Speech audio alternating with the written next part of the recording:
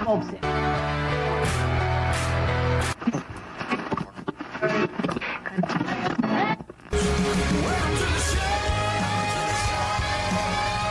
Well, the exciting thing that everybody has been on pins and needles for since last week's main event podcast. Did you try a Tootsie Roll, Adam? Yes, and I may never be the same. And So- that's not in a good way. You had one. I attempted to have one. You got it from a container on a desk that's probably been manhandled by a bunch of people. It's probably old, so they were probably harder, right? It was hard. It was a touch hard. It wasn't soft. yeah. It wasn't soft. Yeah. I had about 4 chews at that, and then promptly filed it in the rectangular file cabinet in a plastic bag. With the outbox? Yes, it went to the outbox of stuff to never be seen again, and then it was promptly picked up a few hours later by the cleaning crew. They aren't that bad. Maybe I'm I not had saying a bad you one. have to think it's of not the candy best corn candy- bad. yeah. It's not candy corn bad. I right? will tell you that, but because I wouldn't even attempt that part. But as you saw yesterday, intern was very excited about the fact that the reason why it's called candy corn is you can make it into a corn on the cob fixture. Yeah, but if I want corn on the cob, I want to eat corn on Right? the cob, and I want a lot of butter on it. And That I want was it my- slightly charred, and I don't want a fake one. And that was What my is that going to do for me? That was my response was if you have to make it into something as delicious as corn on the cob, it's devil's work. Right, and how are you going to make it still delicious? Even if it's not going to be corn on the cob, It's am I going to be able to put butter on it, and it's going to be better all of a sudden? Yeah, like if you have to make it into a better food to make it edible, to make you think you want to eat it, it's just not good, right? You don't take Hershey's with almonds or M&Ms aren't. M&Ms don't look like another candy. No, because they're delicious. So they look Skittles like are Skittles. M&Ms. Yeah. Skittles are Skittles. You don't make Skittles to look like an apple Right. to make you want to eat it. I don't need Reese's to look like a steak. Right? It doesn't have to happen. I Right? just like the Reese's. It's fine. Right there for you. Did you like how I transitioned from the fact that you thought Tootsie Rolls were the most disgusting thing on the planet besides candy corn to let's bash on candy corn? Well, yeah. I mean, That was I'm not that really. was a pretty phenomenal transition. I'm going to go that I would rather have Tootsie Roll than broccoli. Say, I'm throwing stuff over here. I'm so upset with this Tootsie Roll. I mean, Tootsie Roll deal. There's different things, but candy corn is on the list of like I'm not even.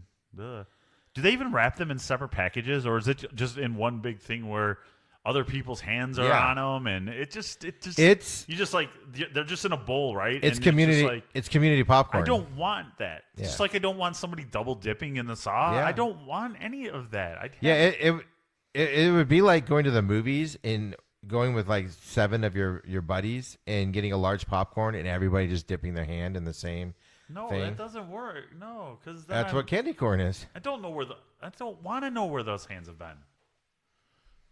You know what though? This is solid. Dirty hands would probably make candy corn. Better? Yeah, it tastes a little better, depending on what they're Well, dirty right. from. Let's Clarify that. Hey, let's do this. Fun little game we're gonna play here. What if a hand had this goo on it? Would you eat candy corn if it touched it? Just kidding. Would it be we're not gonna Hershey play that. syrup? Would that help? Yeah. How about grease? If they've been working on the car, would you eat it then? If it was deep fried, would it be better? Although that would be a phenomenal game to play. What about no. deep fried candy corn? Would that save it? I don't. Deep fried Twinkies are not the. I love Twinkies, especially frozen, and deep fried Twinkies are not on my list of. No. So what I'm saying is frying it But and coming stuff up doesn't. but coming up on the deep fried turkey, that is the bomb. Nothing better than that. See, I totally disagree with that. Really? Yeah. Wow. You just haven't done that. It's done too. right.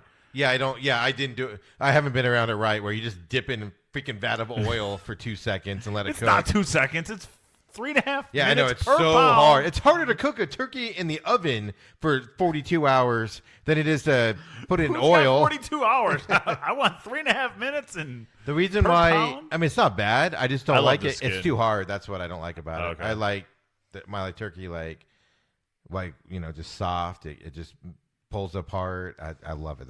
There you go. To each their own, but you're still on the. I mean, but you like candy. You like Tootsie Rolls. So, Tootsie I mean, Roll. Oh, I don't know. they're like my go-to. They're like my go-to candy, man. Like, yeah, I could eat them all day. That's why I can't get them. Hey, have you invaded Planet Fitness with their big ass No. bucket? Of I'm expecting that to show up on my island one of these days before I go there. As I'm stealing. Yes, I'll pay for them. Ask him how. Listen, how much? He doesn't want to join. He just wants these Tootsie Rolls. Or ask how much my membership would be additional if I took the whole barrel of candy of Tootsie Rolls. There you go. See, I wouldn't even go in there. See, that's the thing. I'm so snotty. I judge my establishments by the type of candy they got. Well, it's a gym. It's really not supposed to have candy, but I guess if they're going to give it to you, they're giving you the candy. That's it. It makes total sense now. Nobody likes Tootsie Rolls, but they want the candy presents, so they put them there because nobody's going to eat them. Oh, Lordy. I have figured out the Planet Fitness. I used to have to go to philosophy. Flagstaff a lot when I was younger, and I'd work out in this gym in Flagstaff that had a bar in it. Technically, the bar was next door, but you could walk through the gym wall into the bar. So you would see all these people, hard workout on the treadmill and the stairs, and then go over and get a couple drinks afterwards. And you're like, you guys don't understand the concept of this. Well, I guess that was kind of like me yesterday when I got over the guilt of going to Planet Fitness, but never going to work out and just working on my tan, and then did the workout and then promptly went and ate 10,000 calories at the Waffle House and felt okay about it. I don't think you ate 10,000 calories. The grease might have been 10,000 calories, but that was on the floor. that I was didn't heaven. see you licking the floor. No, I was in heaven though. The most amazing thing about the Waffle House is I haven't been to a Waffle House in probably like 15, 20 years. And the grease is still, I could literally carbon date the grease on the floor when I walked. It was phenomenal. It's the third time I've used that word today. I should have wore the shirt. Right? I should have worn the shirt. I don't know why but I had to represent my Iowa State Cyclones. I'm in a phenomenal mood today. Hey, really quick, Magnificently. since you didn't like Tootsie Rolls, and there goes that whole deal. It's over. Since you found and brought home this delicious marshmallow fruity pebbles. Oh yeah, I had that for dinner last night. That's how good. I didn't that have it stuff with is. milk, but I did pour it into a bowl because I didn't want to ruin my dinner. I'm that old guy now. Yeah, that literally I had went two through my bowls. head last night. I had 2 bowls for dinner last night, and I felt good about it. And they were really good, right? So besides this new heavenly creation, what was your favorite cereal growing up? Or this week? It was Fruity Pebbles, Cocoa Rice Krispies. Dude, we were okay. out of milk, and you could do Cocoa Rice Krispies with the chocolate milk, and it is. I don't think I could ever do it a different way now. Like, I think if I'm going to have cocoa anything, I'm going to have it with chocolate milk now. Cocoa anything in cereal is just disgusting. It's not real chocolate. Like if you give But me you add the chocolate milk then? Oh my dear God, geez, it's that was gross. great. No, it's got a weird no. taste to it. It's awful. It's got a weird taste to it. I mean, if you want to go basic, right, you can go Fruit Loops because that's pretty dang good, Yeah. right? The I thing, picked but up the Fruit Fruity Loops I Pebbles, picked up in the Fruity Pebbles. Fruity Pebbles are good, but I was like really big into like the sugary ones, like Golden Smacks, Golden Smacks. which I do have a box at home. It's almost empty. The Honey Graham, not the Honey Grams. Golden Grams are phenomenal with the cinnamon. Cinnamon Crunch. Cinnamon Toast Crunch. Oh, Cinnamon Toast Crunch. That's what I'm thinking of. I once ate that. A little insight on me. I once ate so much of that in a fast setting that I swear to God, I woke up at like 1 a.m. I was like a little kid, and all I could smell was like cinnamon, and I was like in full panic mode that something was wrong with me because all I could taste was cinnamon, and I ate so much of that I was in full panic. Like I woke my parents up. So where are you? Like, so you get your It's so first. good. You get your first bowl of cereal, right? And then there's still milk left, and you've only had one bowl of Oh cereal. no, you finished you that gotta milk. go. You gotta go. No, see, I have to go back and add cereal And then I'll finish the milk because I just that's the way Dude, I you're feel weird. about it. Whatever. You like No, Tootsie Rolls. you drink the milk because it's the cereal. But then you milk. gotta go. Yeah, then you go get more milk. Great. I can afford a $2 gallon of milk, Adam. We've had to save some stuff around here. We're reusing that milk. What do you mean I'm out of Fruity Pebbles? I gotta switch, but I won't switch the cereals. Well, it depends. Am I eating it in a regular bowl or am I eating it in a giant mixing bowl? No, it's just a regular bowl. Yeah, the regular bowl you finish it. If it was a giant mixing bowl, I wouldn't waste that. I would pour more cereal in there. What about mixing the cereals, right? No, so I won't mix. Oh my dear God, no! Oh mixing, my, no mixing. You guys are on crack. No mixing. I did Frosted Flakes. I did Frosted Flakes one time and put Fruity Pebbles in there, on top of it. Dude, No, you guys are. You can't do that. We got intern in studio tonight, and me and intern are agreeing on a lot of stuff. yeah, today. well, she's about to be Adam's intern because this is just disgusting. A lot less. You really want to go back onto his side. Well, since it's free for her, internships are free, Adam. I don't. We think- charge interns Oh, yeah. here. Okay. You have to pay. You have to work pay for to be him. an intern here. No mixing of the cereals, No huh? mixing of the cereals. No. Could you imagine taking that delicious Fruity Pebbles with marshmallows and adding something to it? Well, Why no, would I you wouldn't. do I wouldn't. that? I wouldn't do that. But you got to take like a Frosted Flakes with that delicious taste, and then add the fruity deliciousness of Fruity Pebbles. I did that one time, and then I did something else with the golden, what the frog on the cover? I'm forgetting the name. Honey Smack. Honey Smacks, which are phenomenal. I mixed something else with those one time, and it was really good. The only thing you got to be I a have done chemist. You got to be a chemist. The You only thing can't. I've ever done is back living at home. Mom would think that she was being smart and buy the regular Rice Krispies. Well, you have the big bag of sugar there. What do you think is going to add into that regular? Oh my God! I'm having frosted Rice Krispies. And then one way or the other. And then you drink the milk, and you got that layer of huge sugar. sugar at the bottom. Yes. Yeah, we're all. You weren't getting away with that, trying to take my sugar away. Yeah, I know you needed sugar for your team. And stuff. then just to be healthy, you cut a banana in there, and then add a ton of sugar because you have your morning fruit. You know, one thing I've learned about this is, oh my God, we're all dying of diabetes. So perfect. Well, whatever. Yeah, we see our future right now. Downhill. But some exciting news last week, Mr. Michaels. The first college football playoff rankings was released officially. Dun, dun, dun. So really quick, Ohio State was number 1, LSU was 2, Alabama was 3, Penn State was 4.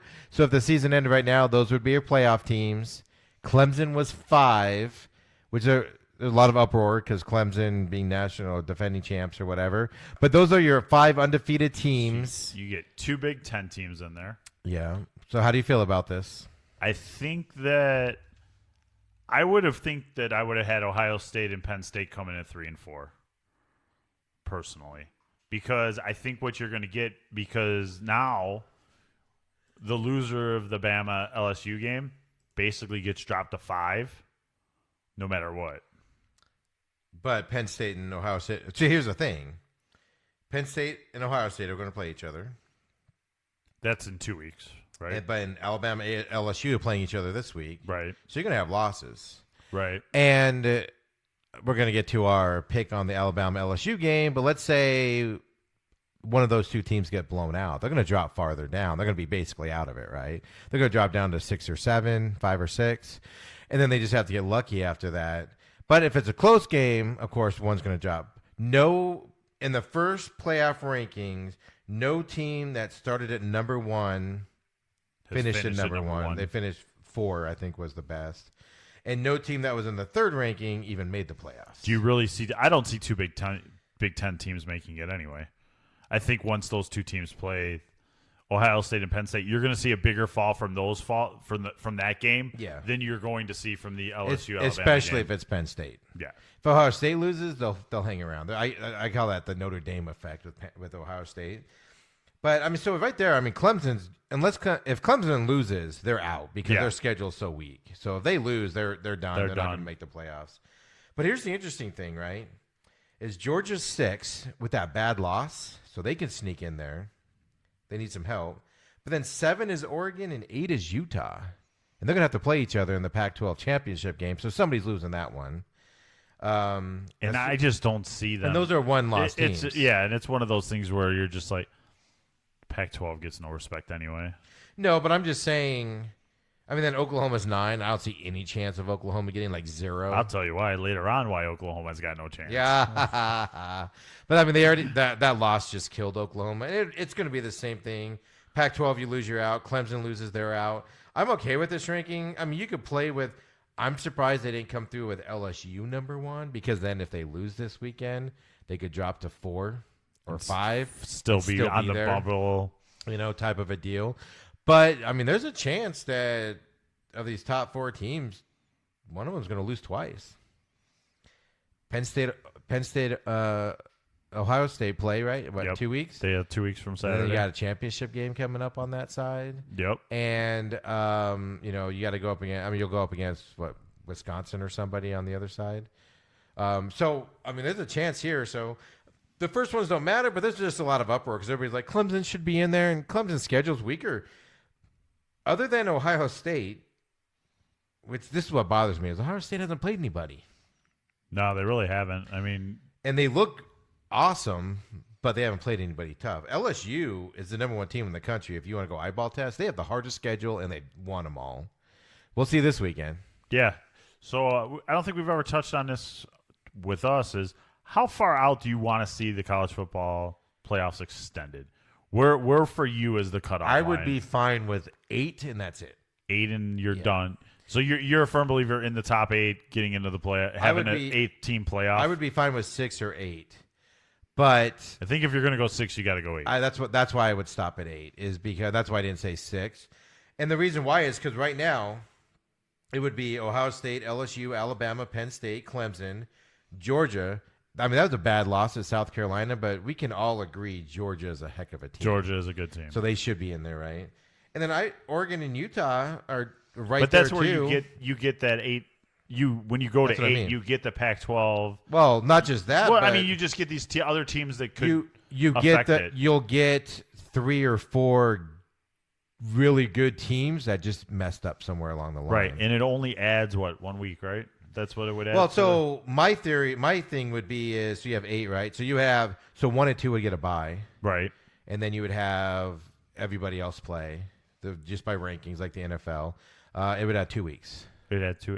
I'm okay with that. Yeah, I think I would be okay with that, and I think that it would make more sense into the football would be better because you wouldn't have a month and a half layoff from your last game to when you play. Right. So you would be playing. So the championship game would be a lot better because you don't have that huge layoff. You'll be playing. Right. And I think that it's one of these things that I think that they're definitely going to have to go to. You're giving people you're giving the fans these rankings that go that deep. So I think it's time that they play the. I mean, they went all the way to 25. SMU right, is 25th. I'm just saying, why like, are we you know, ranking like that why far? are you ranking that far? If we're only doing 4, just give me 4. You know what I mean? Like, let me guess the rest. Even then, go 5 or 6 to give you the 2 teams on the bubble, right. Looking in. You know, so you can. But I see think what that they're they're, do. you know, I think now with the likeness passing through and all this, I think that you will see them go to an 8-team. I think they have to. I don't want to see more than 8. I don't want to see 2-loss teams. Right. That's why I stopped at 9 because 10 is a 2-loss Florida team. Right. And if you have 2 losses, you don't belong. You don't belong. Right. No. A lot of the 1-loss teams are based on schedule conference that they're going up against, or like we're going to see Saturday. Well, exactly, and and that's why 8 I think would be ideal, is because, like I said, I mean Georgia, horrible loss to South Carolina. That was a one-off, right? So if they went out, that was just a bad loss. Doesn't mean that they're a team not deserving to go in. It's just they had a bad loss. Oregon lost to somebody, Auburn, beginning of the season, right. And they're being penalized. Like, that's not a bad team to lose. Well, the problem is Auburn's going to have 4 losses at the end of the season probably. But they weren't a bad team at that time. Yeah, but the teams they're losing to are LSU, Alabama, and those good guys, So, and then Utah lost to SC, which they have 4 losses now, and they might have a couple more going into the rest of the season on there. So, Yeah, I would be fine with 8.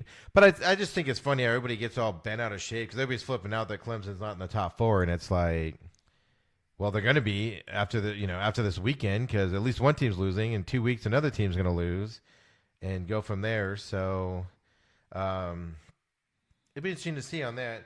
But we'll see the rankings after this weekend coming out. We'll have our picks here in a moment. But did you see who has a 3-game winning streak? You talk about them all the time. A 3-game winning streak? Who's got a 3-game winning streak? Illinois. My Fighting Illini. Now, granted, and Lovie Smith will be your head coach. Yeah, granted, they beat Rutgers over the weekend, who has no head coach. Wait, was the game on the schedule? Yeah, exactly. The game was on the schedule. You got to play the game. So they are 5-4, 1 game from bowl eligibility. Right now, here's their remaining 3 games. At Michigan State. I think that's a loss, even though Michigan State's playing pretty bad.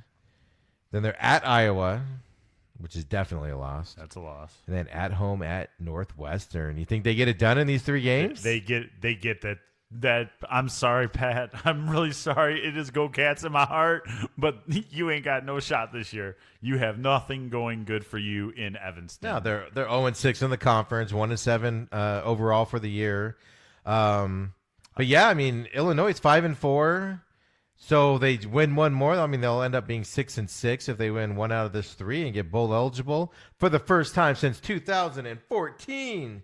How exciting is that? That is very exciting for Lovie. Lovie gets to keep his job. Yeah, you got to keep you keep him now with 5 wins, right? Oh yeah, he's good, but man, a bowl game is good. And I'm sorry, I have to break in with this because I just got goosebumps and I have feelings right now. This according clear to the room. MLB.com, Anthony Kosterveiss. The White Sox are in one of the 2 teams in the running for Garrett Cole. And I am so excited right now. Who's that from? That is from MLB.com, Anthony So Kosterveiss.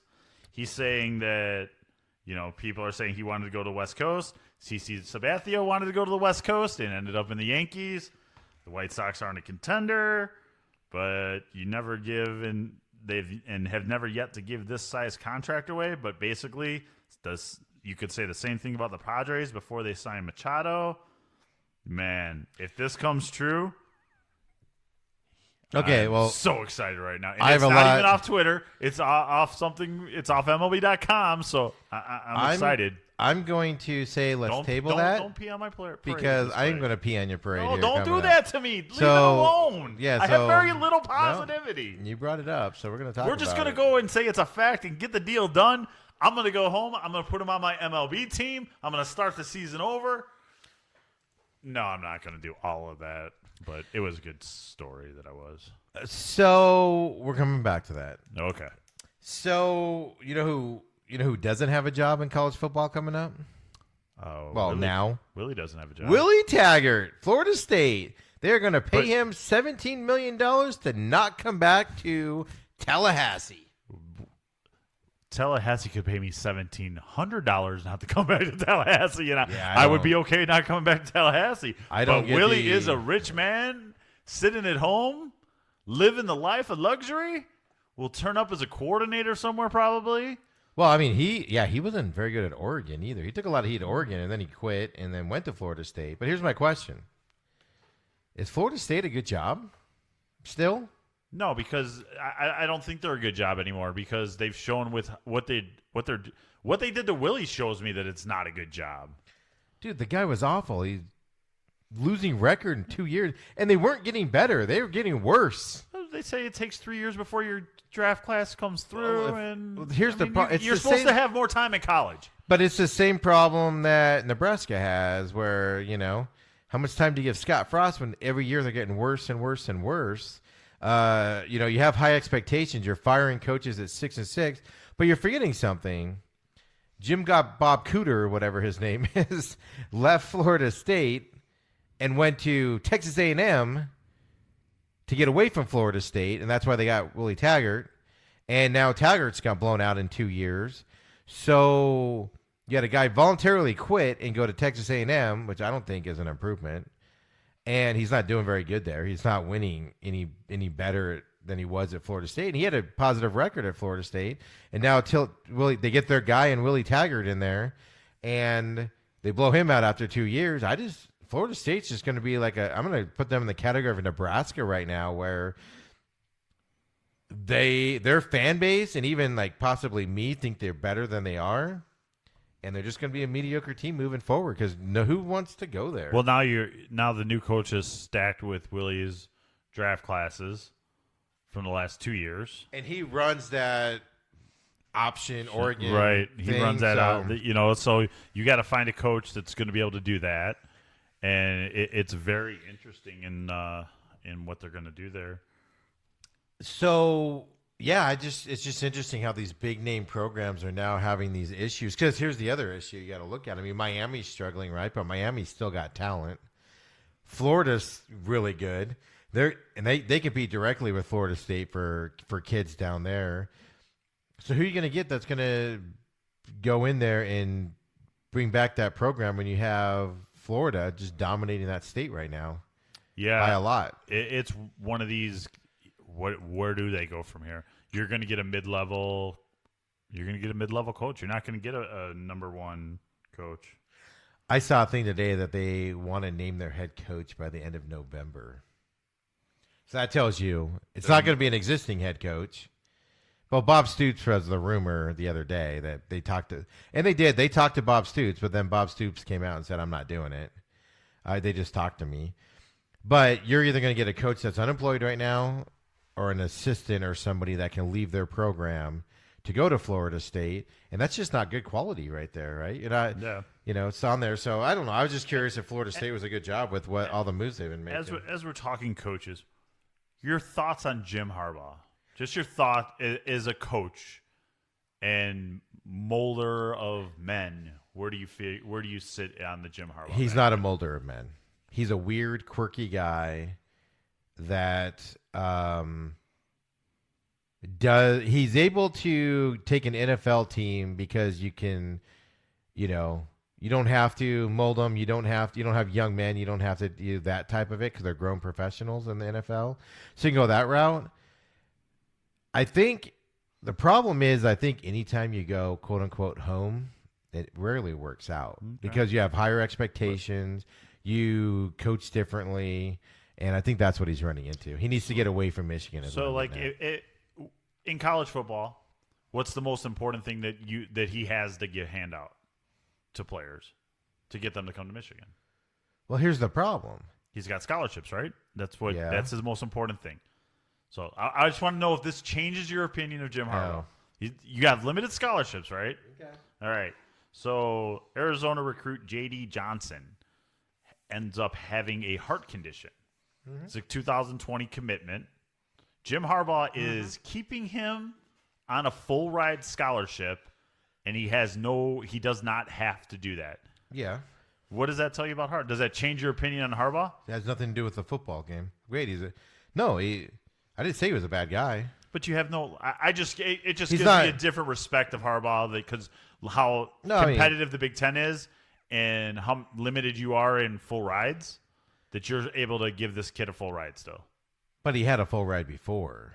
But he hasn't played it down. You can take it away from him. I know. So you could take it because it's only a year contract. That has nothing to do with the getting blasted by Wisconsin by 800 points earlier in the year. But it's a player and losing away. to Ohio State. No, but that's not going to matter. Look what they did look what they did in Notre Dame. I know they've points. only lost one game this year, and you think they lose 7. You think they've lost 7, but no, I think Harbaugh's problem is he went home to Michigan and all these extra expectations on him. Here's the thing about Michigan. Michigan's like Notre Dame. They haven't won in 30 years. And their fan base thinks Michigan hasn't won since Bo Schembechler was there. Is Harbaugh destined for an NFL return? Absolutely. And when he's done at Michigan, he's going to NFL. See the Bears' next head coach?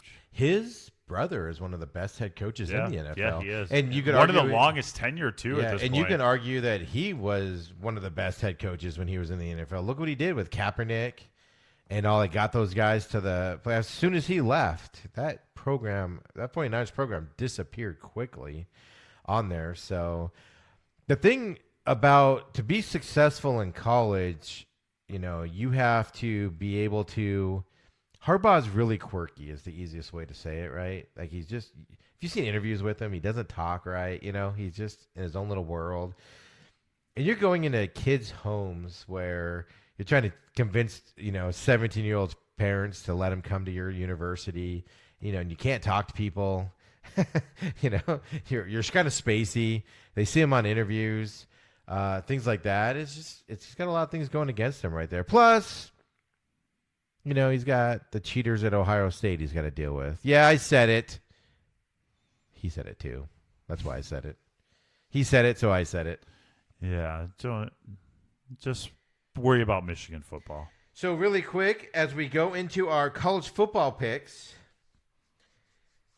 LSU, Alabama, they're calling the game of the century. I really hate when they overhype these games like this. It drives me batty. Ooh, I got a stat for this one. I've been waiting all day long. Before I let you run with that stats and we go into the picks, Tua, he hasn't announced that he's playing, but he came out and said he's very much improved and he's a game-time decision.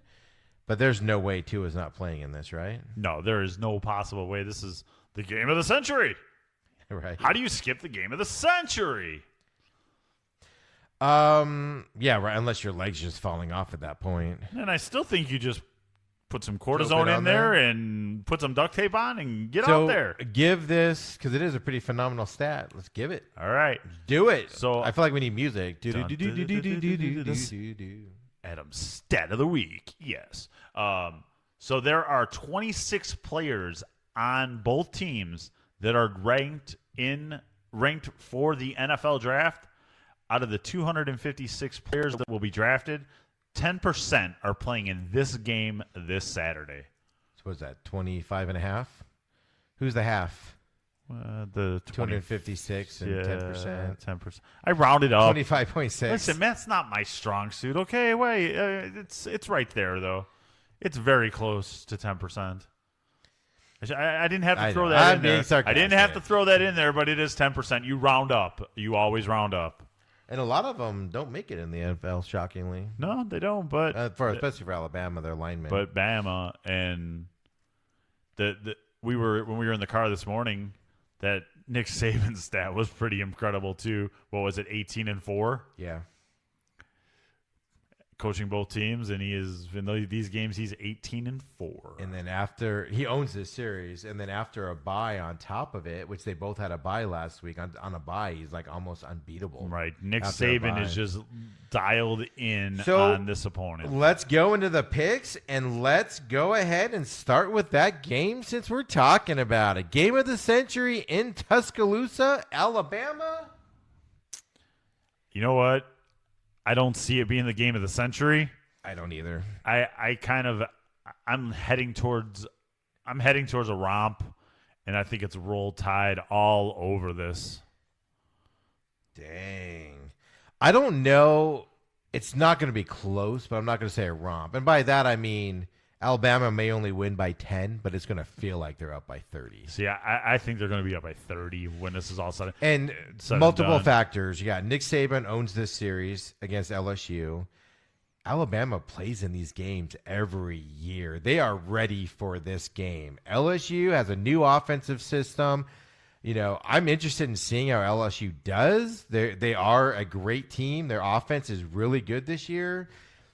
But you might see a situation where Eddie O is outcoached by Saban, and you might see a situation where LSU's quarterback isn't as experienced, and he might, quote unquote, be seeing ghosts out there with Alabama. I think the first half will be fairly close, but then that second half, I think Alabama is just going to take it. And like I said, they might only win by 10. And the only reason I say that is because I could see LSU, if they're down by a lot in the second half, going on a run to come back with that offense. But like I said, Alabama might only win by 10, but it's going to feel like a lot more because I think they're going to dominate this game. They're going to have the ball more.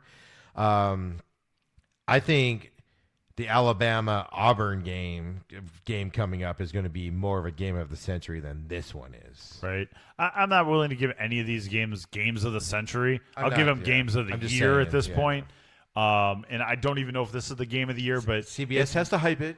I think with one of these things where Nick Saban probably has this game when they're when they're not even in pads in spring, when they're playing spring ball, they're already looking at this game. I think in years past they didn't even look at this game because they just dominated it. Like, look at it. I mean, they just dominate it every year.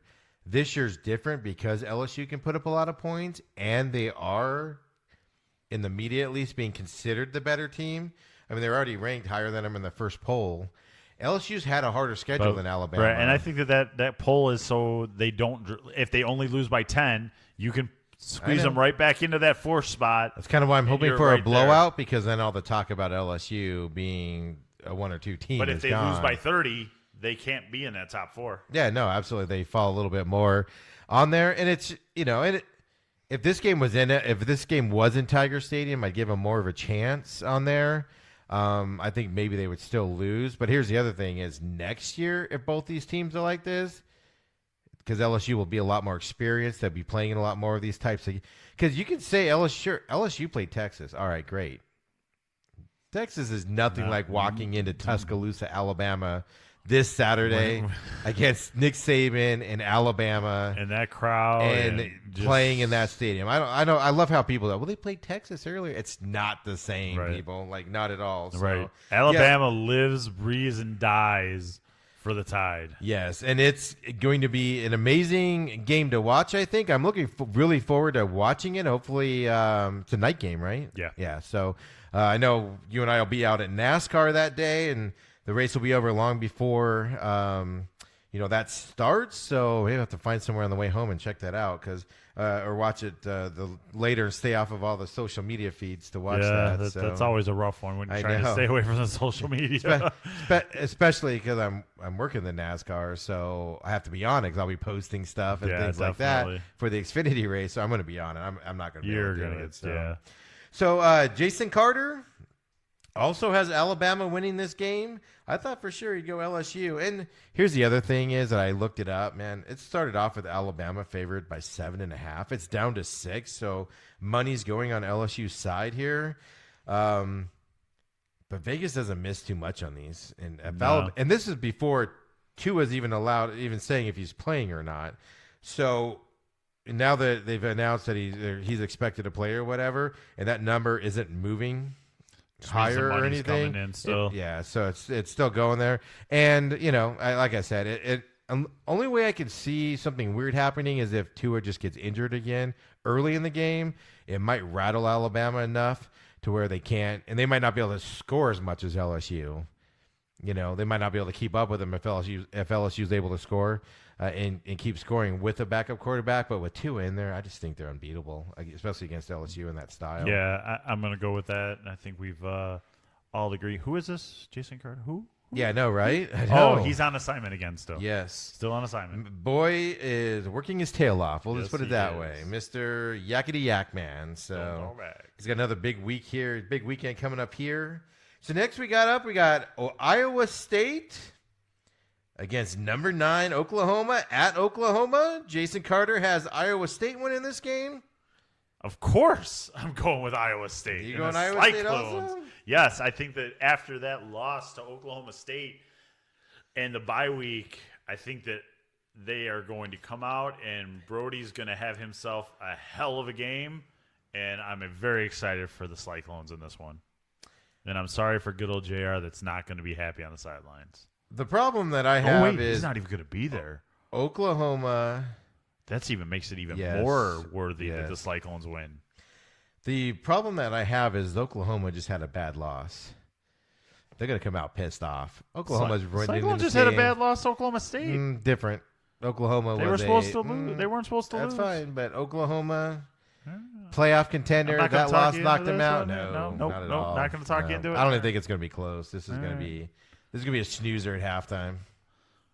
Oh well. Oh, you guys. I'll wish. be on social media for this one because Yeah. Oh wait, this is a night game This too. is a night game too. Wow, a lot This of one I good know. night games. The my favorite part of this is God. I wish you guys could see the disappointment Adam had in me right there when I said it's not even going to be close.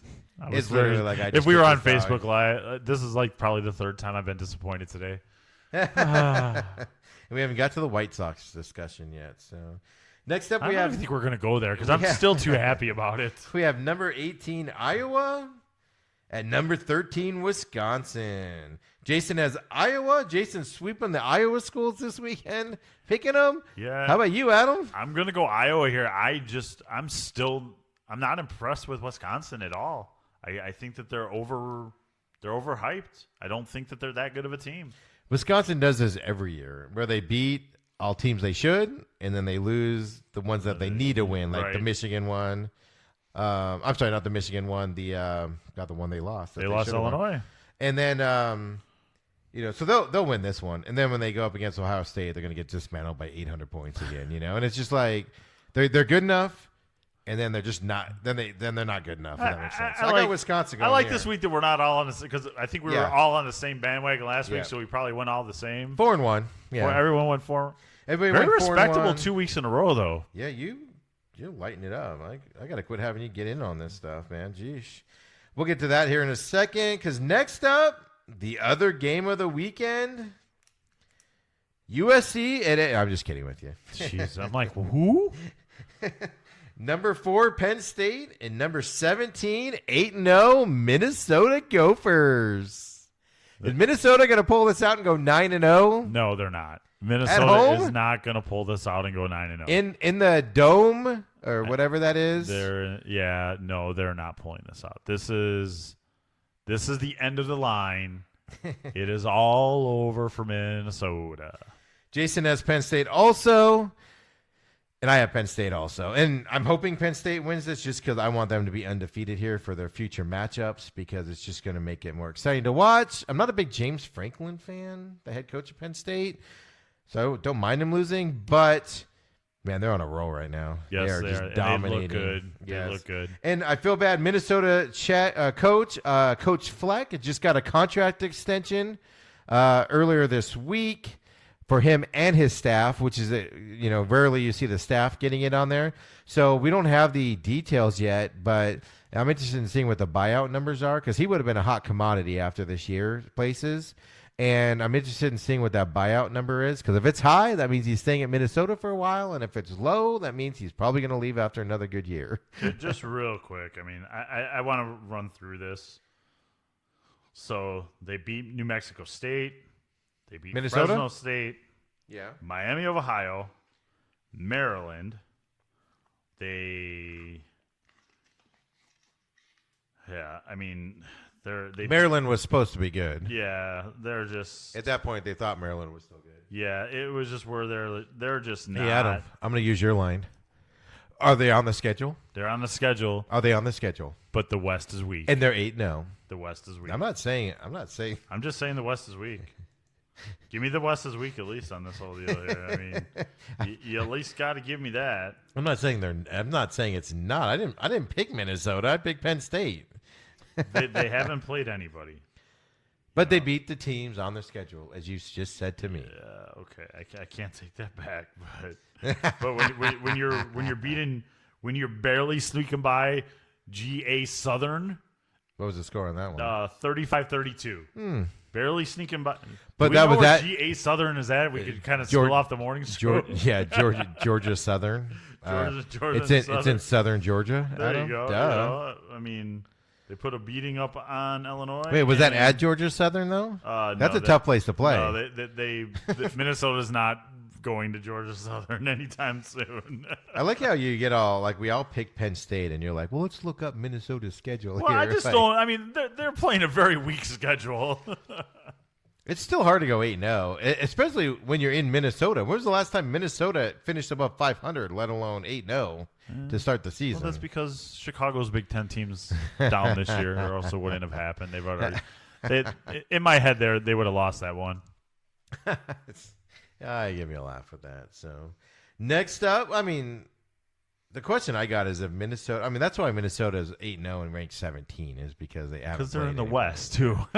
So I mean, if they lose this game and they lose it bad, which is possible to happen, I mean, they could fall completely out of the rankings. Bye-bye. You know? Thanks for coming. So now we got Jason Carter's Tennessee Volunteers at Kentucky with Les Miles. Is it Kentucky or is he at Kansas? Shit. Is it Kansas? Oh, sorry. I was going with the blue team guessing. Dang it. Yeah, it was worth a shot. So Tennessee at Kentucky, of course. Jason's back on the Tennessee bandwagon and rolling with them. What do you got? I'm going to go Kentucky. I'm going to even be honest. I don't really have a reason except I don't like Tennessee. So I'm going to go with Kentucky at this point. I'm actually going Tennessee on this one. I don't know how to phrase this. Kentucky's got a shot to win this. I just think for some reason Tennessee's starting to play a little bit better lately, and I just think that they'll sneak past Kentucky. It'll be a closer game. And at some point, I need to try and get my percentage up, Right. but yours is a little bit lower, so I got to go against the grain at some Yeah. point. I'm running out of weeks. Yes, you are. 3 left, and then playoffs, and then we'll do a both things separate. So Playoffs? the last game on our schedule. After I get all choked up here because ASU just had 2 bad losses in a row. Could be a third. USC at Arizona State, 1:30 kickoff. I believe it's an ABC game. It could be it's either ABC or ESPN, but I believe it's an ABC game. 1:30 kickoff in the desert, in the 85-degree heat. SC's going to cramp up, not know what to do with themselves. Are you just trying to build yourself up? No, to ASU is winning this game. USC is tail spinning. They're god awful.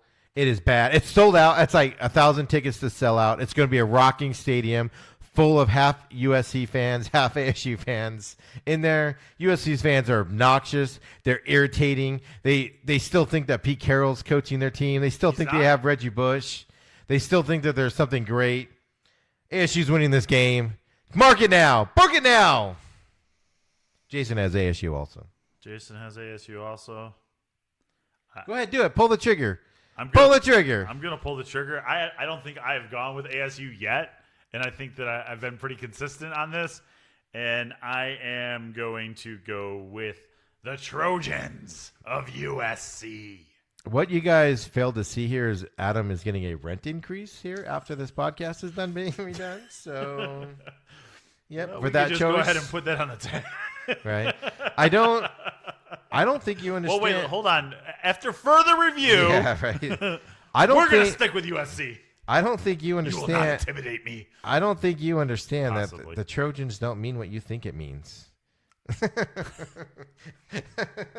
Well, I don't support them. So on that level, So Adam has USC.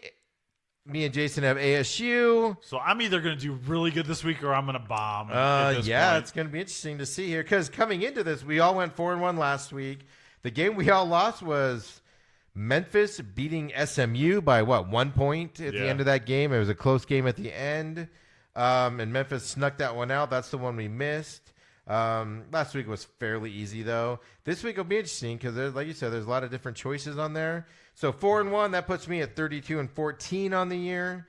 Puts Jason at 30-16 on the year, and puts you in your little 4 weeks at 11-4 on the year. So I think percentage-wise, I mean, you carry the 1, divide by 7, do a little magic there. You got to round up. What Don't is forget to round up. the efficient coefficient of the negative digit of the fourth numeral?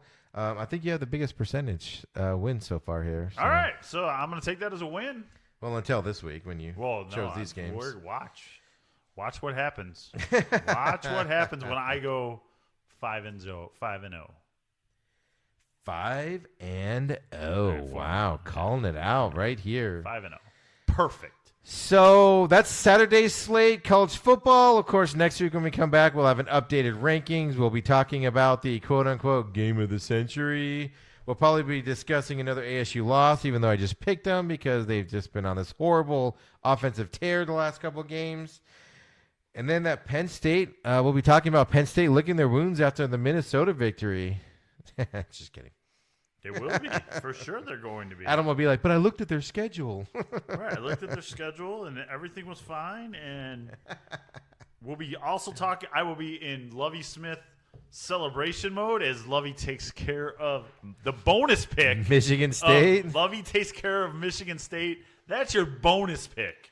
I mean, they're playing so well, and Michigan State's not. I wouldn't be surprised if they go into Sparty and beat them to go 4 in a row and become bowl eligible right there. You'll see me on my phone with the FX1 app, hopefully trying to get a little bit of action on that one at 1:30 on Saturday for that kickoff. So let's switch really quick. We weren't going to do too much NBA talk today, but let's talk about what happened last night with Milwaukee and the Clippers with Kawhi Leonard second game of a back-to-back.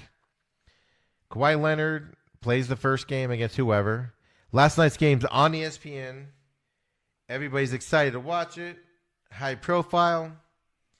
Kawhi Leonard sits out for load management duties, is what they say, with a bad knee, where he needs to rest it. Everybody's in an uproar because there's an ESPN game. Second game of the back-to-back. He played the night before. Incidentally, he's playing tonight, I think they're playing, or is it tomorrow night? But he's already said he's going to play then. The NBA has to come out with a statement from their league doctors saying that Kawhi Leonard isn't healthy per the NBA's health plan because he's got a knee issue, so he's able to take time off and it doesn't penalize the team like they can. And everybody's in an uproar. Everything I heard today was how Jordan played 82 games in a year. This load management stuff is garbage. Everybody's crazy about it, except for players. What say you, Adam? Do we have breaking news sound bite here? No. Clippers fined $50,000 for look at that. inconsistent statements on Leonard's health. Wow, look at the Just timing on came that. down 2 minutes ago, according to Adrian Wojciechowski. Wojciechowski. Just call him Woj. Remember, NBA doctors evaluate the medical info provided by the Clippers. The league does not take the word of the Clippers for violating resting rules. Essentially, Rivers is trying to support of Leonard in public. It comes out to cost him $50,000. Holy. Okay, so Clippers were lying, and the NBA. So the NBA came out with this. This is what makes it convoluted. The NBA comes out with a statement from their quote unquote league medical team saying he was able to sit out because of it, and then now the league. So is the league succumbing to pressure from ESPN? Because ESPN had that game was featured. There was commercials. That game was featured against the Bucks last night. It was come watch this NBA game. Kawhi Leonard versus the Greek Freak. And then they go to the game time, and Kawhi Leonard's in street clothes, and ESPN was pissed. So is it just bending to ESPN, Adam?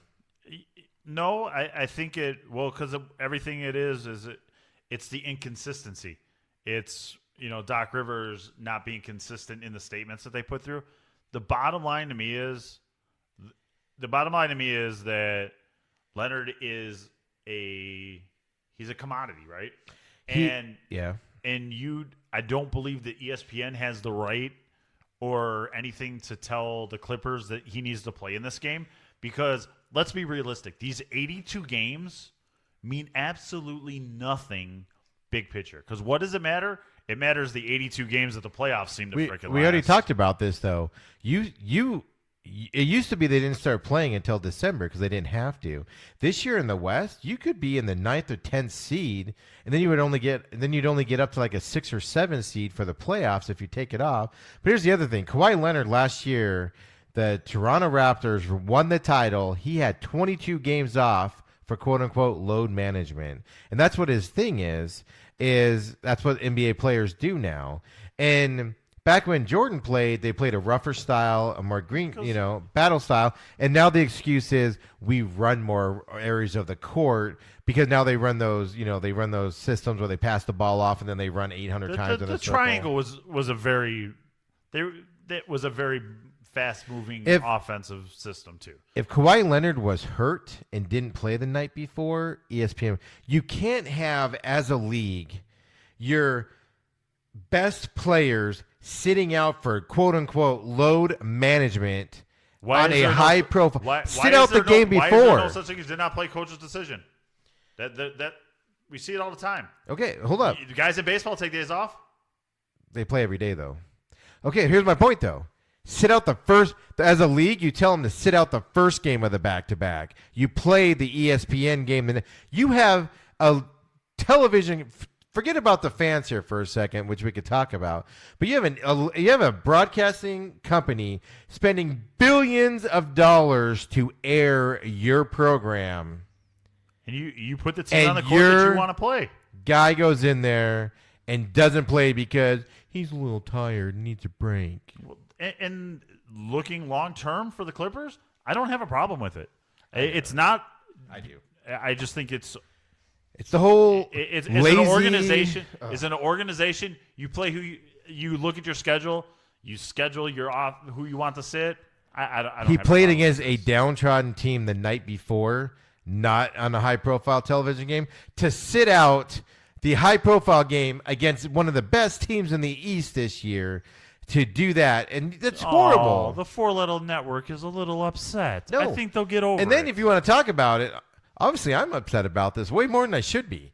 But then second of all, right, I'm passionate on the NBA. I'm like, what if you're? What is happening? I know, right? What if you bought tickets to that game, or you were given tickets to that game, and it's the only game that you can go to because freaking games are expensive, and your dad doesn't like to spend $800 to go to a crappy NBA game, but he's going to take his kid because his kid's a huge Kawhi Leonard fan, so he buys $800 worth of tickets, gets there, buys Did it say on the ticket that buy he's guaranteed to play? Buy a $12 hot dog and a $42 Coke, large Coke with Kawhi Leonard's freaking face on it, and he shows up there. Well, he's got a couple to take home then. And Kawhi Leonard's a little tired today, so he can't play. Guy, he's a little tired. We need to rest him. 6 games into the freaking season, Adam. Yeah, 6 We're games not talking into about an February 82 season game drive. So maybe he gets his rest today instead of then he plays next time. It's fine. It's up to you. Why am I so aggravated about NBA flipping basketball at this point? This is all the thoughts I'm going to have on NBA all year. So get them out now. But you know what? And if you paid $800 to go to a Clippers NBA basketball game, I'm sorry for you. But you should have went ahead and just bought the NBA package because you could have watched it from home. And now you got your cup to drink out of the rest of the year. You're fine, kids. Suck it up. Life sucks. It's filled with disappointments. And that's what happens. You're disappointed today. Go home, turn on your PlayStation, play the game. And you know what I did today? I played Madden. Oh. Guess what I did? I took Tariq Cohen out of the game. Yes, I had him sit. Mike Davis played. And the Bears won on Thanksgiving. So there you go. Does it change your mind if the game was in Milwaukee?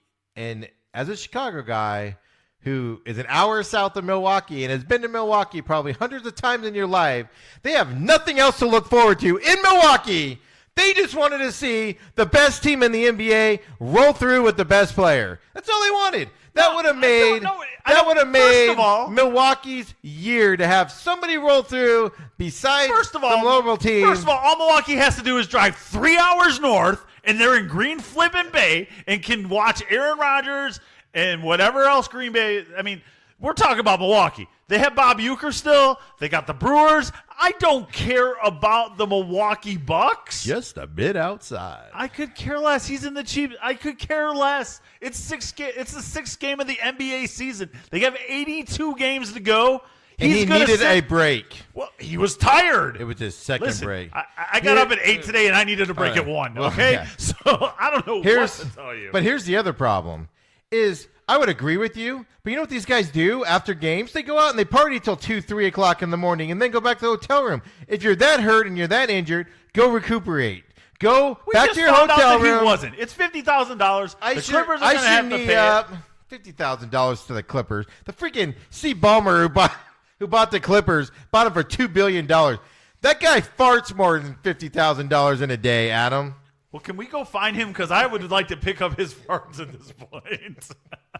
All right, that is all the NBA thoughts I can muster. My head hurts. Wow, that was pretty phenomenal right there. But the bottom line is it's the LA Clippers, and it is Coach Doc Rivers' decision who he puts on the court. I don't care if it's ESPN. I don't care if it's FS1. I don't care if he is on BN1 Sports, and that's what they put the broadcast on that day. It's up to him. ESPN, too bad. You get enough games to go on. Obviously, That's not the case because the NBA fined him $50,000. Anyway, They find him for being inconsistent. Doc, just stick to the first lie. It's fine. Just live it. stick with the first Stick lie. with the first Yeah. lie. Anybody who lies all the time, especially to like when women are around, right? And you lie to a woman, you stick to that story. Even when you're caught, you stick to that story. Because there's no Doc reason to go Rivers. away from the story. You dig in. What do you mean you have proof? That's not proof. I just told you what it was. I don't And care that's that you. why I'm single and in Yeah. here. That. All Yes. right. It makes sense now, I guess. But damn, So, NBA has brought full circle to my life. NBA. There's more? So just some quick NBA news, or I'm sorry, MLB news. All right. Yay! Yeah, man, I wanna watch this heart attack and stroke go right all the way through. Don't do fruition. this to if you I are have going, 9-1 on my phone right now. If you're gonna do something bad here, don't do it. I've just my So- blood pressure's already up I from this know. whole NBA talk. The Mets got a You're gonna manager. you're gonna go from this, and then you're gonna go to Trubisky. I know what's gonna happen. No, we're going to talk about the Mets Okay, and how we're they gonna hired. They got their manager. They got their guy after a big, extensive Is search. this another one of those? Carlos Beltran, How Mets long- skipper. How long has it been? How long has Carlos been out the league? Probably 4 years, maybe. Sure, and his last team was the Mets. It's no different than the David It's Ross the David situation. Ross sign, right? Do they call him Grandpa? I don't. Grandpa Carlos? Poppy because Poppy, he's yeah. not. He's Dominican or Poppy. whatever. He's not from here. But here's the thing that's interesting, right? Obviously, no managerial experience at all. But so he gets up in his press conference, and how do I say this? He stands up and he says, I got the dump bundle ready. I'll just quote him. Okay. When you're a manager, literally, your GM has to be your best friend, unquote, he says. No, the GM is your boss. What that tells you is Carlos Beltran is going to be handed notes from a little kid in the in the dugout, right, in the tunnel, and the note's going to say, "Do this," and Beltran's going to go, "Okay, do this," right? Yeah. Like, this how is do you ano- say this is that? Another one of these hires that are just to. Well, that's my other thing. This is another one of those hires that I don't understand. I Yeah, guess, no at this experience, and the Mets definitely went on the side of, inexperience, so they can control him. That's what I think. Also on this, just interesting how some of these teams, like the Padres, would keep picking on Tigman. Who that's not his name, but that's what I'm going to call him because I don't know his name. If you listen to previous podcasts, I'm calling him Tigman. That's his name to me. But yeah, these guys are picking guys. And Carlos Beltran was a heck of a baseball player, right? Like he knew what he was doing. He was a solid baseball player. In terms of that, he was better than David Ross, who's with the Cubs now. And did you also see? Since we'll skip on this, because I just wanted to bring up that they picked a guy with no experience in New York, no less. I have a little thing on this. Do you see the Ross is having problems finding coaches to join his staff? Yeah, because Madden probably took a bunch of them with him. Yeah, the Angels have already named their staff. Yeah, I think that that's going to be interesting. But I think that they'll end up getting what they want. That Theo's able to. Theo's gonna, but everyone knows that Rossi's just the yes man to Jed and Theo. But Well, that's the thing, right? Because if you have experience, you worked with a bunch of guys and you know who you want, who's available, and who you want, right? right, And when you don't have experience, like David Ross isn't sitting around going, "Oh, when I become a manager, right. I want guys this like pitching Joe Madden coach." and yeah, they have already guys have who their know. guys all lined Yeah. up. So, do you think Carlos Beltran could be the Mets manager in 2023 still? Could he have his job? He could. Okay, so that would put him in a rare class with Yogi Berra and Frank Robinson to be enshrined into the Hall of Fame and be a current major be a league manager? manager. Only been done twice. Is Carlos Beltran a Hall of Fame I player? think he's a first ballot Hall of Famer. First ballot too. Yeah, I think he is. Huh. He put up some great stats. Here's the I know he did that. I mean, and he's only 42 years old. Yeah, no, he's That's super another. young. You know what I mean? We were both wrong. I was wrong. He retired at the end of 2017 season. Yeah, so 2 years. So, and so it was he's in with the the Mets same- too, right? Astros. He went to the Astros. Yeah, his That's last right. season at was the the end. Astros. You're right. You're right. So I like hearing that too.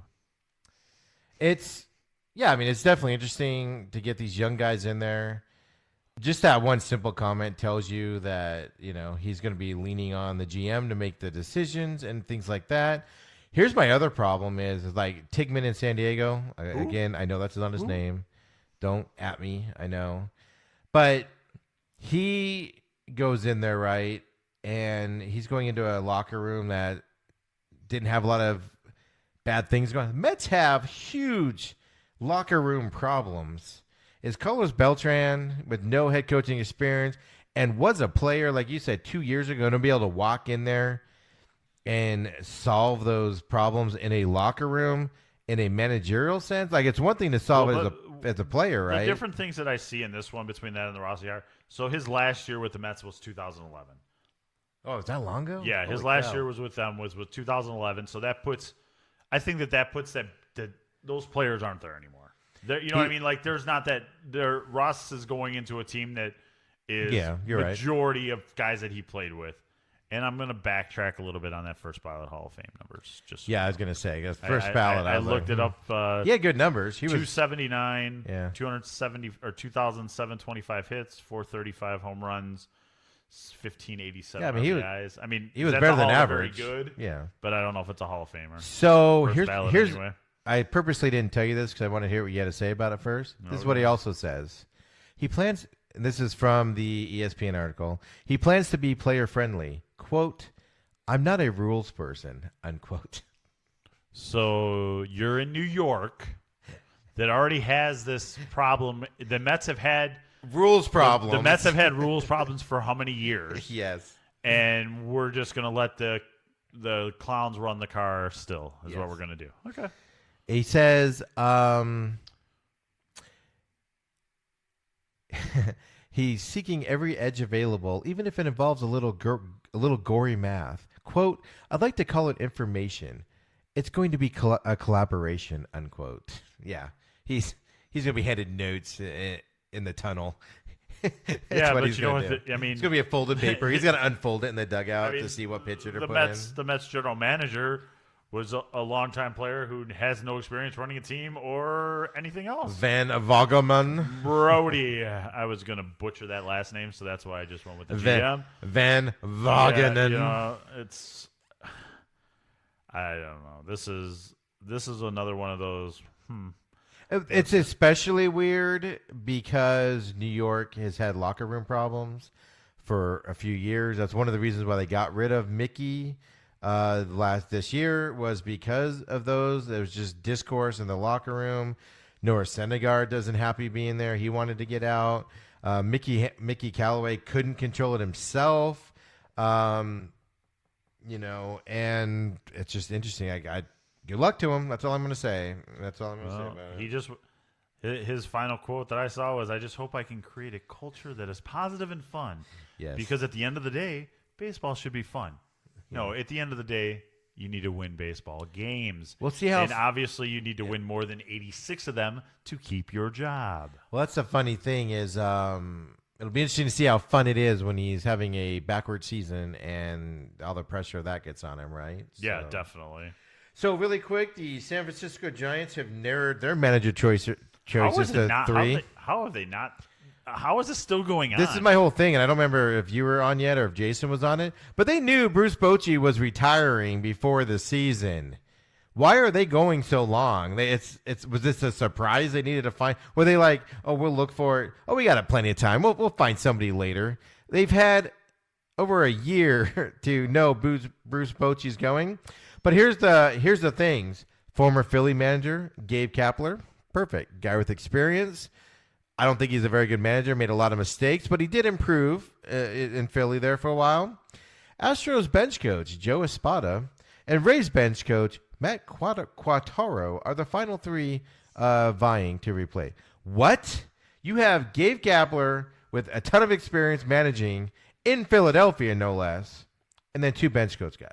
Yeah, I think the choice here is obvious, and I don't see how they haven't pulled the trigger yet. Yeah, so just interesting fact I wanted to bring up again. Kapler was just fired, September, October, in the Phillies, he was fired late too. So after the Nationals won the wild card, then the Phillies fired him, and it was a weird timing thing. You know?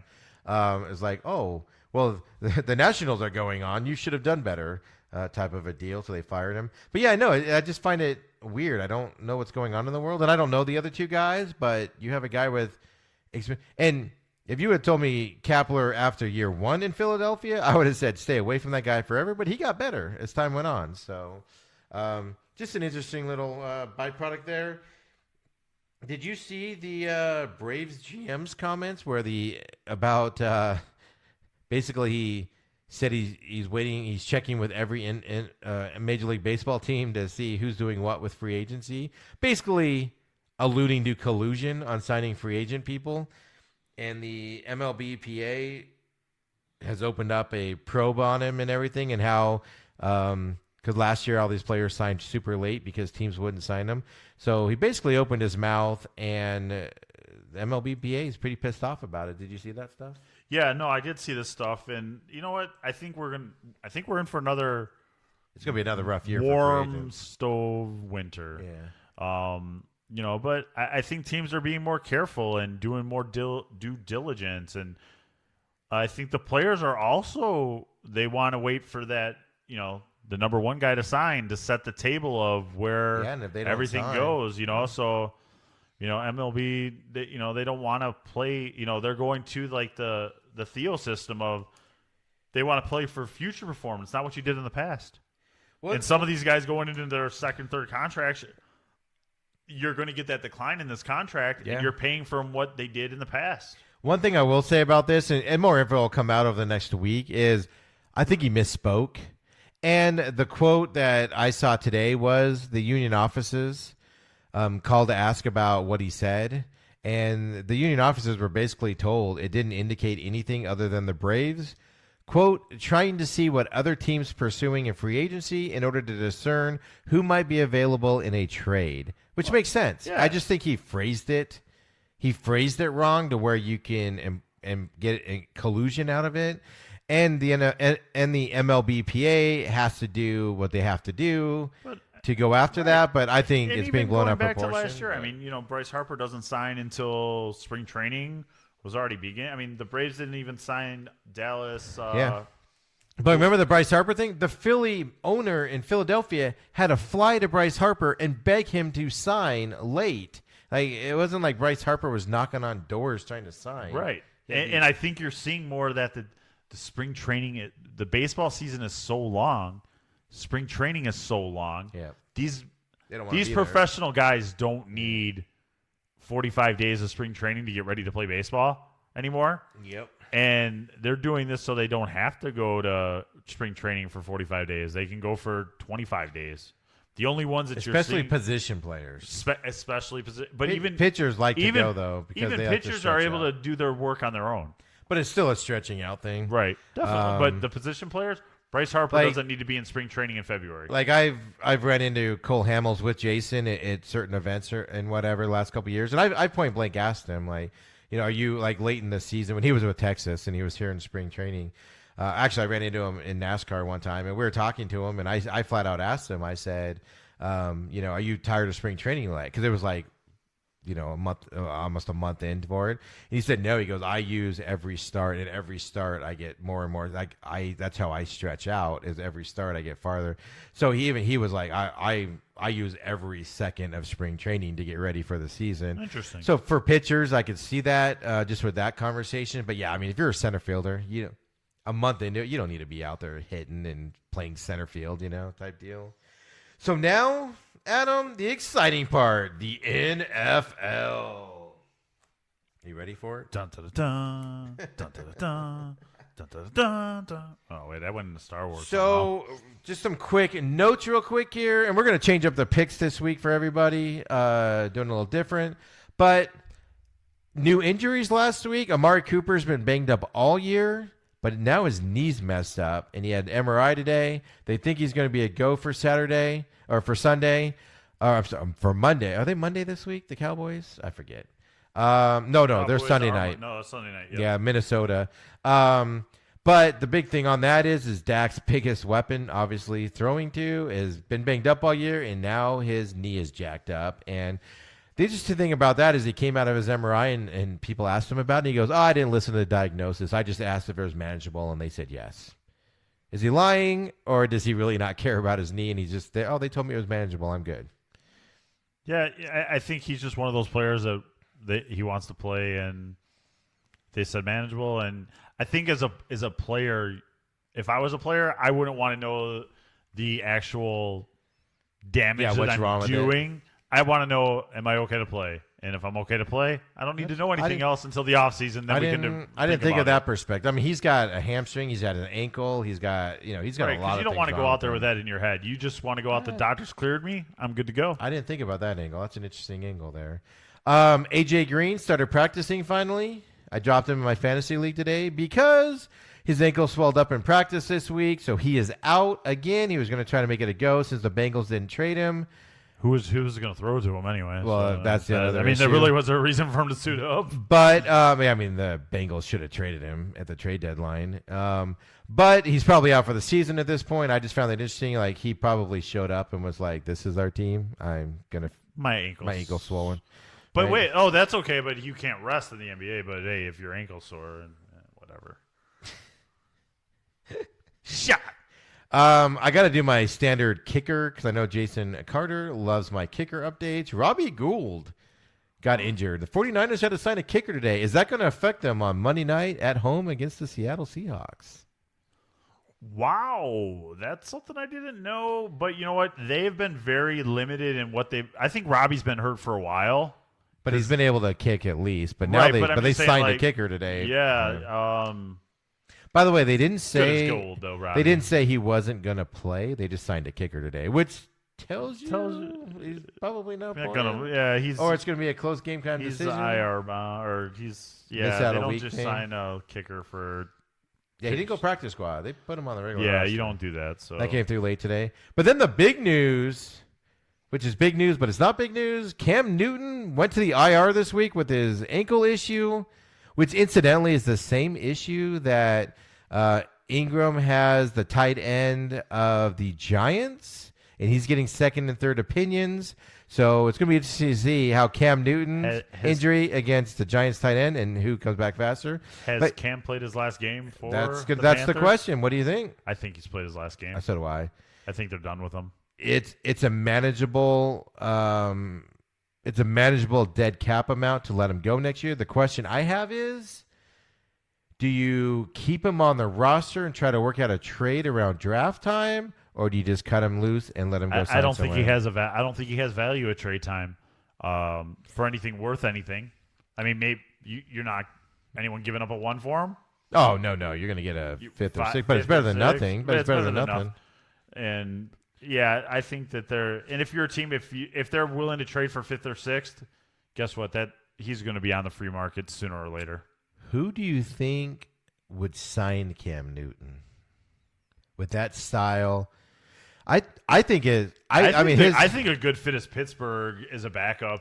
I mean, you don't even know what you're going to get out of Big Ben when he comes back. It's a completely different. But you don't know what you're going to get out of Cam Newton when he comes back. His shoulder, I think his shoulder is shot. I think this ankle thing is it's not just his ankle. I think it's also his shoulder. Well, I think that with his ankle, he's going to have to come back as a different. He's going to have to adjust his game. And then if his throwing shoulder's jacked up, he won't be able to throw it. That part is true. I wasn't sure on the So that's the question is, well, they haven't talked about it, obviously, because he hasn't been hurt, but that was his reason why he couldn't throw. Last year, he couldn't even throw the ball at the end of the season. You know, but do you see him as a starter anymore? No, I don't. I see him as a backup. That's what I was going to say. If the Panthers cut him loose, I see him signing on to a team that maybe, let's say Cincinnati, just like Andy Dalton's not there, and they have nobody there. They could draft a young guy, and they could bring him in as kind of like a camp body, maybe as a backup, and say you can fight for a starter position. Maybe the Redskins would be a good one. With Haskins, Haskins is going to be our guy. You come in, you work with him. Well, and you can possibly play if you beat him out, or vice versa. Cam's personality to work with him, though. That's not Cam. Just seems to me to be. No, but you know what I mean. He comes across as a me guy. But you sign him and say, "Hey, come in here and play," and then we got to win this job, and then he wins it or he doesn't. and then he's the backup or whatever. That's more what I see him as. I don't see him as this is our sign him a number one guy. But interesting. Did you see the rumors coming out that the Chargers were going to go to London and play? Yeah, I've seen. Don't they? Aren't they building the stadium though?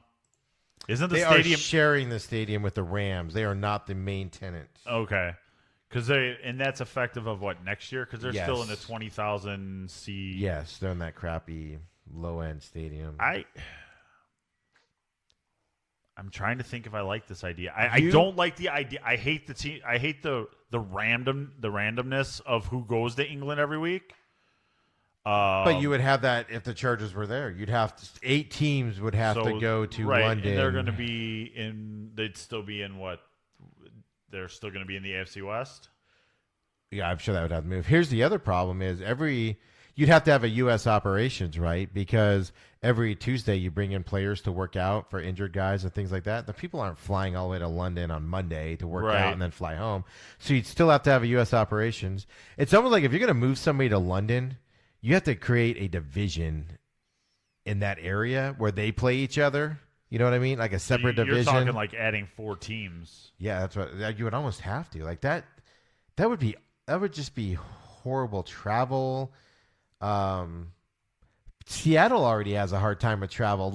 Seattle travels more than anybody with where they are up in the Northwest. Where you're sitting there, and if you were to add 4 teams, this league is already watered. You can't find 32 good quarterbacks. Like crazy. You can't even find 32 good quarterbacks.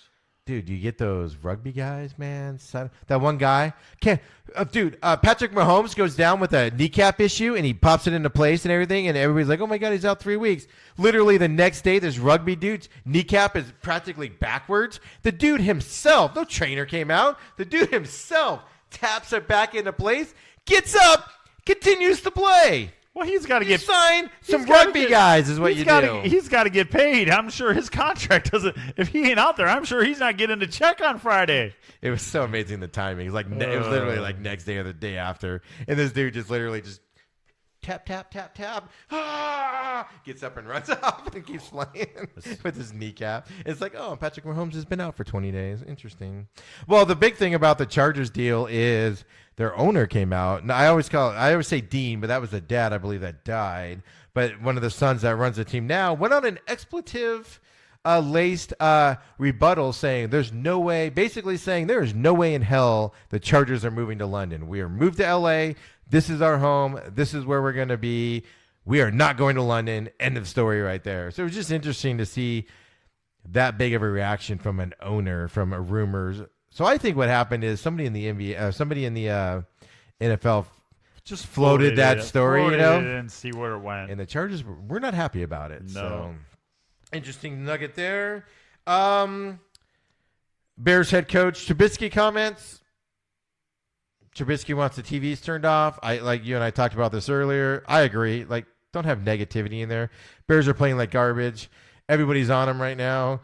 Why do you need to have the TVs on with negativity in there? Just turn them all off. The problem I have with it is you don't say it to media people because they're all, especially when you're playing bad, because they're going to say you're focusing on that instead of football. What did you say? You know, we heard it today, the context, and when I heard before I heard the quote, how he phrased it and the tone and everything, I was a little bit more upset with it than I was after I heard it in its entirety.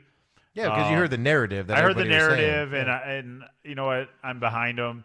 Maybe you keep it in house. You know, I'm not tore up on this issue at all. I think it's a non-issue. The issue is complete your passes, please. The issue is the head coach giving him a chance to succeed with passes that are going to be freaking acceptable and proper for him to hit. We watched that game together on on Sunday, so I was railing on that for a while. Minshew Mania is over after this bye week this weekend. Nick Foles is going to get a starting job back. With that contract, I feel like he has to. Minshew's been struggling the last couple of weeks. You think that's going to do anything for the Jags for the rest of the season? No, I think the Jags are I think the Jags are who they thought they are, and it's not really great. And in other news, you know, that Kaepernick was blackballed by the league, but everybody else who kneeled is still playing in the league for some reason. So I think that's a stupid narrative. However, Michael Bennett gets traded to the Dallas Cowboys from the Patriots, or was released, right, and signed. Whatever. Released and Anyway, signed. he was at the Patriots, and now he's with Dallas. He has not stood for the national anthem for 3 years. The Patriots made him stay in the locker room for the national anthem. When he signed with the Cowboys, Jerry Jones told him, "You will stand for the national anthem." Monday night was his first game with his Cowboys. He stood for the national anthem for the first time in 3 years. How do you feel about that? I feel that you have an owner in Jerry Jones that doesn't put up with crap. And if you want to play for the Cowboys and you want that check, you're going to stand. It's that way for any player. That's my point. Is, everybody says Kaepernick got blackballed for doing it, but Eric Reed's still playing. Michael Bennett, who I will argue, Michael Bennett's a bigger piece of shit in this world I agree. than Kaepernick ever was. I totally agree. If anybody with you. deserves to be blackballed from the league, it's Michael Bennett. But and I also think garbage. what you do with Kaepernick is it's not just the kneeling. It's that he's picking up these causes, like the poor me cause, when it's actually rich me. And the pigs on the socks and all that garbage. But I know. I just found it interesting that nobody else was picking up Michael Bennett, and if he wanted to kneel, then he wasn't going to play for the Cowboys. He wasn't going to have a job, and it's amazing how fast principles go out the wayside when you get a paycheck. can we pivot back to the Bears for 1 second? Yeah, of course. Just 1 second. Tyler Bray, Bears' third-string quarterback, signs a 1-year deal on Wednesday to remain the third-string quarterback. My question for you is he practice squad or third string? He is third string, due to be active this week, according to Brad Biggs on Twitter. Oh, your theory. My theory. Nobody knows your theory. Nobody knows my theory. Say it. You can't play Chase Daniels. Playing Chase Daniels, you know what you have. Really quick, and now you're saying Nagy can't play Chase Daniels. Nagy cannot play Chase Daniels because if Chase Daniels fails, it's a failure on Nagy. Yes. And because now he's failed with not just Mitch, he's failed with his hand-picked backup. Okay, so now you're on a double thing with Nagy where it's egg on his face twice. I like this theory. Now Nagy could go to Tyler Bray, and play him because he's your third string. He's only been in the league 3 years.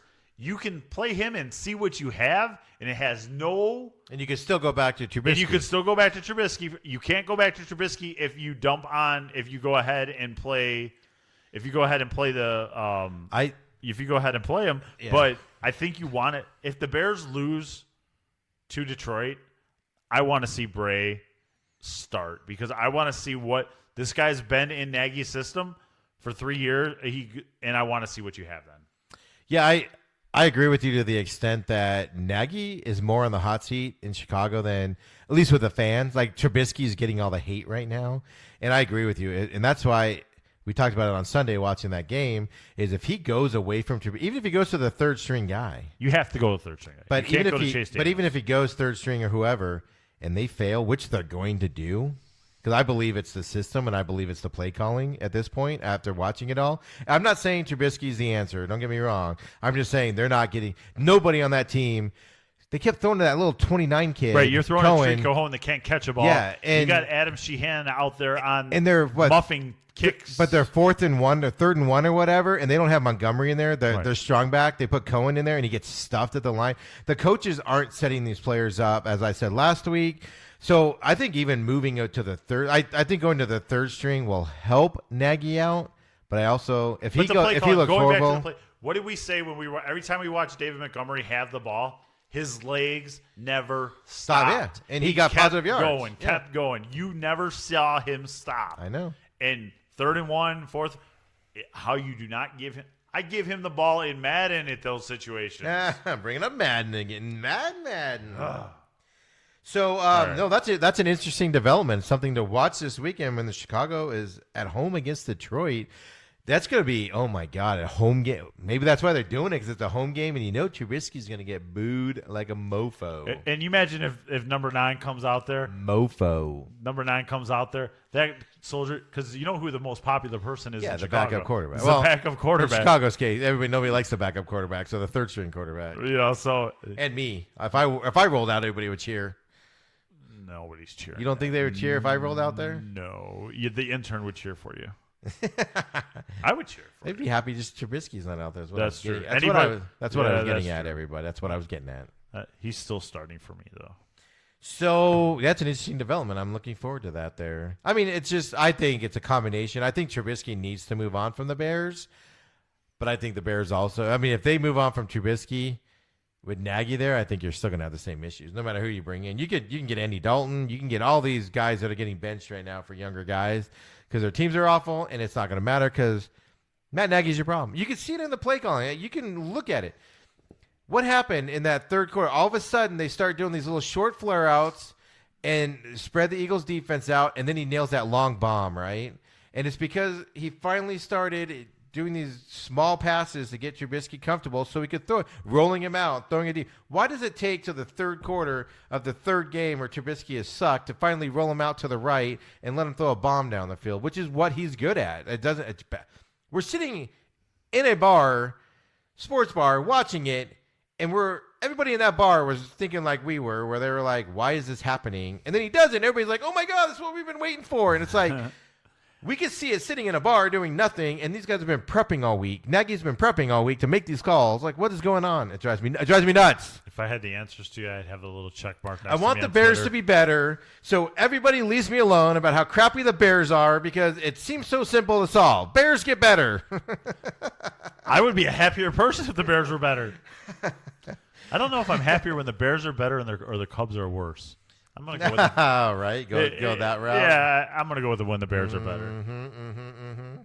So this week for the picks, we are posting all the NFL picks on our Facebook page at the Main Event Pod cast because it just takes too long to go through them. It's annoying. So I picked. You're going to have to show me how to get that in one screenshot because I'll show you what to do. Yeah, I know. I couldn't do it either. It would take me 3 Jason pictures. can do it, but I couldn't do it either. So I'm just thinking we're going to have to type it up. I don't know. We'll figure it out. There we go. But we have 5 games. Thursday night game, which actually is kicked off because we're recording this right now. But Chargers are at Oakland. Who do you have for this game? Do you even have to ask who I have for this game? Well, yeah. You want me to just answer Oakland. for you? Go Oakland. Knock on wood. I'm with them still. I have the Chargers winning this game on the road in Oakland. The Chargers put up a lot of points last week after firing Ken Wisenhunt. So yeah, but they didn't do anything against the Bears really. That was before they fired Ken Wisenhunt. So 1 week. Ken Wisenhunt was obviously the problem, the offensive woes problem. That was the problem. Okay. They dominated last week on offense. Just don't get off Jay. Leave Jay alone. Jason's got Oakland also tonight going on there. The other game that I picked on here was, of course, your Chicago Bears at home against the Detroit Lions, who I know you are not sold on. I have not been sold on the Lions. Neither am I. And I'm not sold on the Lions. And I'm hoping, I'm praying, I'm reflecting, I'm meditating that the Bears will win this game. And I'm still hoping that I'm hoping my premonition comes true and we see number 9 at some point in the game. I may plug him into my game. All I hear right there is just, God, I hope the Bears can win. That's pretty much all I have at this point in my life. God, I hope the Bears can win. Please. Jason is also going with the Bears this weekend. I have lost faith. And I'm the guy that declared at the beginning of the season Matt Nagy is a god and is going to take the Bears places because of his play calling. I am 180 degrees the other direction right now. I think he is a problem. He does not set his players up for success. If I see Tariq Cohen in the freaking red zone, again, running the football, I swear to God, I am booking a flight to Chicago, and me and Matt Nagy are having conversations because you do not have your smallest freaking running back in a goal line situation. It drives me batty. I can't stand it. If I don't see Mitch Trubisky rolling out to his right at least 7 times in this game and throwing the ball 20 yards down the field, I am going to get on a plane and fly to Chicago, and me and Matt Nagy are not going to have words because I don't know what's going to happen. If you book out, the flights are really cheap right now. Yeah. I'm going to see you in 6 weeks when the flights are cheap, Nagy. Be ready for me. You could fly on the 16th for like $112. So all of that, I don't have faith in the Lions either. I think they are a mediocre team. They are 3-4-1, but I think the Lions are going to win this game and send Chicago down an even more bigger rabbit hole. 3-6, losing 4 in a row. But the best thing I can tell you is I'm not going to make you watch that game because we're going to be in NASCAR. Yeah, right. Exactly. Woohoo! I also want to see the Bears lose because man, I'm on the is Nagy.com available? It's not. You might want to book that now because in another 2 weeks it's going to be popular. I've been on the Fire Adam Gase bandwagon all year long, and now I'm splitting between two bandwagons, Adam Gase and so you got firegasenaggy.com. yes, /Nagy.com. Both of them. Next up, we have the Arizona Cardinals after their Thursday night loss to the San Francisco 49ers against the Tampa Bay Buccaneers on the road against Bruce Arians, who used to be their coach, obviously, and the rest of the Cardinals coaching staff when Arians was here is in Tampa Bay. A lot of ex-players are in Tampa Bay. It's going to be like watching the old Cardinals versus the new Cardinals out there. Really quick, I do have the Cardinals Rewind, which will actually be up tomorrow on Friday as well, recapping the 49ers game and some of my thoughts on that, as well as looking forward to this Tampa Bay game a little bit. But, Adam, I have the Cardinals going into Tampa Bay, 11 a.m. kickoff with the time change, so it's not quite as early for the Cardinals, that 10 a.m.er. I also think that Bruce Arians kind of left a bad taste to the organization when he retired on good terms and then decided to come back because of health issues. I think this is just a battle where Bruce Arians was never good at these. Every time he played Pittsburgh, he lost. Every time he played the Colts, he lost when he was with the Cardinals for those revenge games. And I think it's going to happen again. Cardinals are winning this game this weekend. And before I get into my picks, our friends at 1580 The Fanatic, they're still saying it's a 10 a.m. kickoff. I'd be very confused on their website. Oh, yeah. So I'd be confused. Time change means that we are now no longer Pacific. We are now Mountain. So now they're only losing 2 hours when they fly there. It's not the big 3-hour, big drastic change. I have ties to Tampa, but I'm going to go with Arizona here. I think this is my first time picking Arizona, and I'm going to go with them. Welcome to the bandwagon. There's plenty of room. I'm not ready to get on the bandwagon. I'm going to just ride sidecar at this point and see where it takes me. But Jason, I reserve the seat. I reserve my seat. Right. And Jason has the Cardinals also this weekend on there. Jameis Winston. The Cardinals defense needs to step up, and if they play decently like they did against the Niners, they're going to have like 12 interceptions. It's just going to be a glorious day for the Cardinals defense, hopefully. Glorious. Next up, the Sunday night football game. So we'll always have the Sunday and Monday night game, no matter how bad the Monday night game is. But Sunday night, you have Minnesota at Dallas. Obviously, Mr. Carter has Dallas winning this game. What say you? I have just made an audible on this game. Ooh, changing it up. And I'm going to go with Minnesota. Minnesota. The only time that Kirk Cousins looks bad is when he's playing the Bears for some reason. And not this last month. This last month in a game, he's been on fire. 5 weeks. No, I'm saying when he's looked bad, like it was when he's played the Bears. And I'm going to go with Minnesota. I have to change my thing here, but yeah. So I'm gonna go with Minnesota here. I have Minnesota also. The Minnesota's offense has been just dominating these last 5 weeks. They're going to keep the ball out of the Cowboys' offensive. Cowboys have struggled against good teams this year. They've dominated against the bad teams they've played. Even though Dallas is at home, Amari Cooper's injured and banged up. He's not going to be as effective. I feel like that Minnesota defense is going to be able to kind of you can't stop him, but you only hope to contain him. Ezekiel Elliott in there, so I think Minnesota is going to sneak out of Dallas with a win this weekend. So do you. Jason has, of course, the Cowboys, and then for the fifth game we're announcing on here, Monday Night Football game of the weekend. Your 5-2 Seattle Seahawks at. What are they, 8-0? San Francisco 49ers. You know, I would love to take Seattle if they were at home. But this game being in San Francisco and Jimmy Garoppolo just as good as he's been, I'm going to have to stay on that 49er bandwagon and take the 49ers here. Jimmy Garoppolo has sucked all season except for the Cardinals game, by the way. I still like Jimmy. And then the 49ers defense has been dominant. You're 8-0. You haven't sucked. No, he hasn't played very well because they've been winning on their defense. And then last on Thursday night, their defense wasn't very good, and Jimmy Garoppolo lit it up. So you have the 49ers, Jason and I going with, first of all, I hate both these teams because they're in the Cardinals division, but we are both going Seattle Seahawks to go down to San Francisco and give San Francisco their first loss. They'll be 8-1 after this weekend.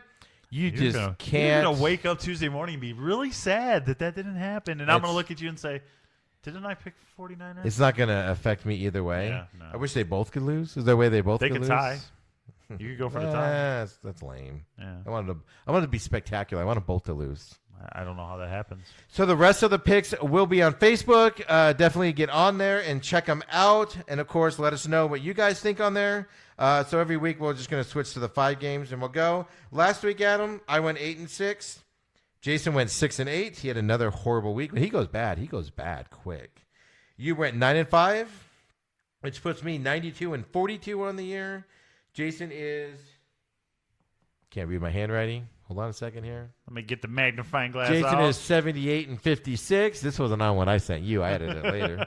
And Adam, you are 27-16.